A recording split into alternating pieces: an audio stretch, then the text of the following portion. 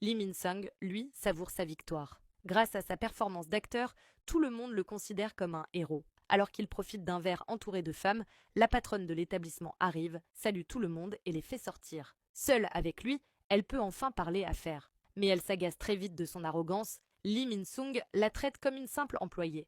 Après tout, il est né avec une cuillère en or dans la bouche. Plus tard, il est devenu une star coréenne grâce à son talent d'acteur. Son orgueil paraît logique. Après le grand cataclysme, l'orgueil de Lee Min-sung s'est effondré. Il s'est éveillé en tant que rang A, mais son chauffeur, Lim Tae-gyu, est devenu l'un des rares rangs S de Corée. Toute l'attention s'est immédiatement tournée vers lui, puisque l'histoire faisait de gros titres parfaits. La hiérarchie entre maître et employé s'est inversée. Plus surprenant encore, Lee Min-sung a fini par rejoindre la guilde faucheur fondée par son propre chauffeur. En clair, son subordonné d'hier est devenu son patron. De retour au présent, la patronne veut acheter à Lee Min-sung une grande quantité de poudre d'étoile. Avec sérieux, il lui répond qu'après la destruction d'un distributeur et d'une usine, il est impossible de satisfaire sa demande. Mais elle insiste, lui demandant ce service comme une faveur personnelle.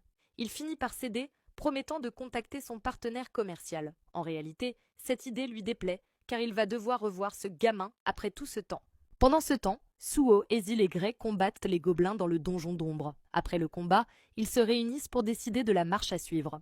Beru explique qu'il est peu probable que Lee Min-sung révèle quoi que ce soit. Par conséquent, il devra le dévorer pour accéder à ses souvenirs. Le monarque lui a donné la permission de manger des humains, mais uniquement s'il s'agit de personnes mauvaises. Le problème, c'est qu'avant tout, il faut le vaincre.